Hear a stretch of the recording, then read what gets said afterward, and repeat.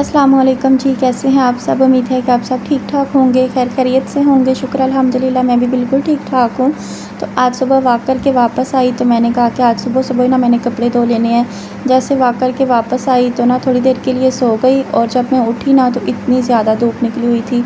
कभी-कभी ऐसे होता है ना कि इंसान समझता है कि मैं तो बस अभी सोया हूँ, लेकिन जब आँख खुलती है तो इतना ज़्यादा टाइम हो जाता है। तो आज मेरे साथ भी वही हुआ। आज मैंने सोचा था कि धूप निकलने से पहले-पहले ना मैं कपड़े धो लूँगी, लेकिन कोई बात नहीं, कभी-कभी ना ऐसे हो जाता है सबके साथ ही। तो फिर मैंने कहा कि नाश्ता मैं बाद में करूँगी, पहले मैं कपड़े धो लेती हूँ। सफाई करनी नहीं थी, कमरा बिल्कुल साफ़-सुथरा था। चारपाई की चादर चेंज की थी तो वो चादर धोनी थी, तकिए के कवर धोने थे और कुछ कपड़े थे। वैसे तो मैं इतने हाथ से धो लेती हूँ क्योंकि लॉन के कपड़े तो ना हाथ से धोने चाहिए। तो बस वैसे सुस्ती सी थी तो मैं उठा के ना इधर ले आई कि मशीन में धो लेती हूँ। और सबसे पहले ना ये एक ब्लैक सूट था और अबाया था, इसको तो बस मैंने सर्फ़ से निकाल के ना बाहर निकाल लेना था, हाथ से ही धोया था। बस सर्फ़ में ना थोड़ा-सा मैंने भिगो लिया था। उसके बाद फिर बाकी के भी सारे कपड़े धो लिए और सुबह तो बहुत तेज़ धूप थी, लेकिन देखते-देखते ना बादल आ गए। जैसे 2 दिन गर्मी ज़्यादा होती है ना तो फिर से मौसम चेंज हो जाता है।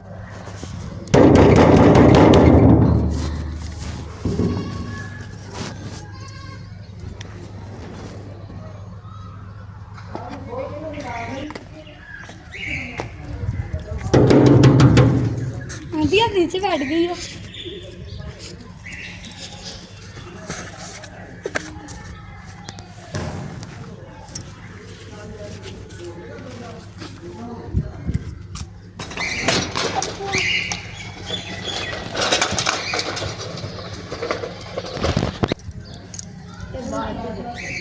मासी दरवाज़ा ही नहीं खोलते पे।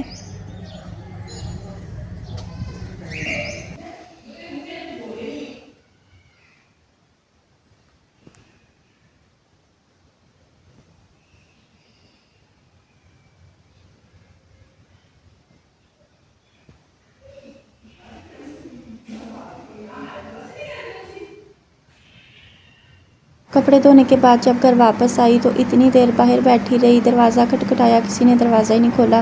फिर वापस जाकर ना अपनी भांजी को छत पे चढ़ाया। मेरी बहन लोगों की और भाई लोगों की छत जो है ना वो साथ जुड़ी हुई है। तो पहले वो अपनी छत पे चढ़ी, फिर उधर दीवार पर लांग के वो इधर वाली छत पे आके उसने नीचे आके दरवाज़ा खोला। तो फिर मैं अंदर आई और फिर आके तो नाश्ता बनाया है। अभी नाश्ता करते हैं। पहले भी गेट लॉक हो जाए तो कोई भी नहीं खोलता। मेरे पास ना चाबी है तो वो चाबी ला के ना मैंने इस्त्री स्टैंड पे रखी है। बाद में वो वहाँ से मुझे मिली नहीं है तो अभी ना बस जब भी लॉक हो जाए ना तो इसी तरह खुलवाना पड़ता है। यहाँ पर ना तकरीबन काफ़ी टाइम हो गया था, वरना मैं चाय के साथ बिस्किट खा लेती हूँ या कुछ भी चाय के साथ ले लेती हूँ।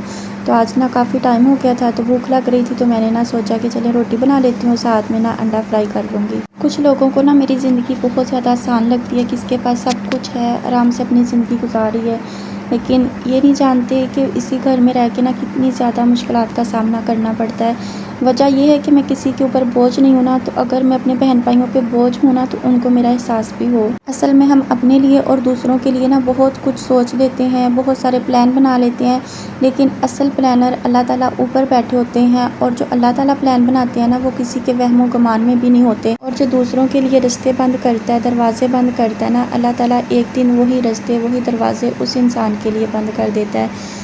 तो ये दुनिया एक मकाफ़ात अमल है। आज आप दूसरों के लिए ऐसा करेंगे ना, कल वही सब कुछ आपके आगे भी आएगा। पीछे आपने आवाज़ तो सुनी होगी। तो ये दुनिया ऐसी है कि अगर कोई इंसान खामोश हो के अपने घर सुकून से बैठ जाएगा या अपने कमरे में बैठ जाएगा ना, ये दुनिया उसको भी नहीं जीने देती कि अब ये खामोश क्यों है, ये सुकून में क्यों खामोश होके बैठ गया है। तो मेरे बस इतने अल्फाज होते हैं कि मेरा सब्र तुम्हें इसी तरह हमेशा बेचैन करता रहेगा।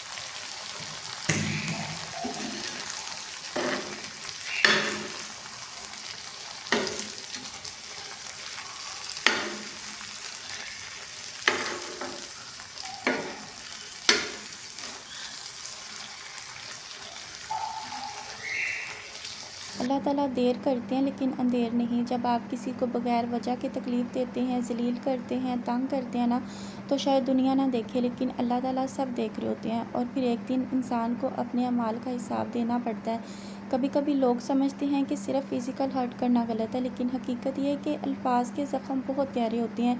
एक गलत जुमला इंसान को अंदर से तोड़ देता है, इसलिए हमें सोच समझ कर बोलना चाहिए। कभी कभी ज़िंदगी का असल सुकून ना पैसे में होता है ना शोहरत में होता है, असल सुकून साफ दिल में होता है। जब आप किसी का हक ना मारें, किसी को तकलीफ़ ना दें और अल्लाह ताला को राज़ी रखें तो दिल को एक अजीब सा सुकून मिलता है।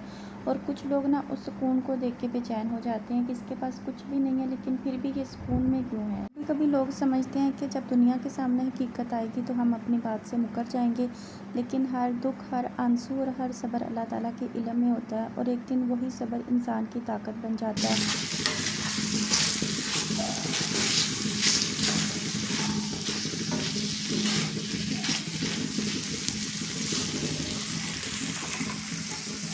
पहले कहीं भी जाते थे तो दिल करता था जितनी जल्दी हो घर वापस चले जाएं, अपने घर वाला सुकून कहीं नहीं मिलता था। लेकिन अब वही घर है, वही दीवारें हैं, वही कमरे हैं, लेकिन सुकून कहीं गायब हो गया है। बस हर किसी की आंखों में एक अजीब सा गुस्सा नज़र आता है जब भी कमरे से बाहर निकलें। सबसे पेनफुल एहसास ये होता है जब इंसान अपने ही घर में अपना ना लगे। वही घर जहाँ कभी सुकून था, आज वहीं पे दिल घबराता है। कभी कभी बहुत दिल करता है बस कपड़े उठाऊं और कहीं बहुत दूर चली जाऊं, जहाँ वापस आने का रास्ता ही भूल जाऊं, जहाँ कोई ना पहचाने, बस दिल को सुकून मिले।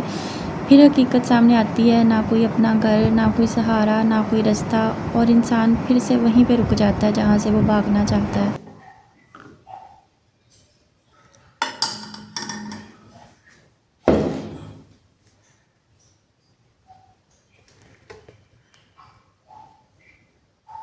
यहाँ पर ना बातों बातों में मेरा नाश्ता भी रेडी हो गया है। नाश्ता करते हैं, अल्लाह पाक का शुक्र अदा करते हैं। बस कभी कभी ना अंदर से दिल बहुत ज़्यादा थक जाता है। बाहर से ना हम बहुत ज़्यादा फ्रेश नज़र आ रहे होते हैं, लेकिन अंदर से ना आपकी रूह जो होती है ना वो थकी हुई होती है। ये दुनिया शायद हमें समझे ना समझे, लेकिन अल्लाह ताला अपने बंदे की खामोश दुआएं भी सुन लेते हैं। जब हम अल्लाह ताला से बातें करते हैं ना तो दिल बहुत ज़्यादा हल्का हो जाता है और ऐसे लगता है कि आगे से किसी ने तसल्ली दी है कि कोई नहीं, सब कुछ ठीक हो जाएगा। क्योंकि अल्लाह ताला वो रास्ते भी बना देते हैं जो इंसान सोच भी नहीं सकता। कब और कहाँ से रास्ता खुल जाए कोई पता नहीं है। तो हो सकता है आज की तन्हाई कल की मजबूती बन जाए। बस अल्लाह ताला से दुआ है कि अल्लाह ताला सबकी ज़िंदगी में सुकून दे, लोग खुद भी सुकून से रहें और दूसरों को भी सुकून से रहने दें। अपना बहुत सारा ख्याल रखिएगा, अपनी दुआओं में याद रखिएगा। इंशाल्लाह ज़िंदगी रही तो फिर मिलेंगे। अल्लाह हाफिज़।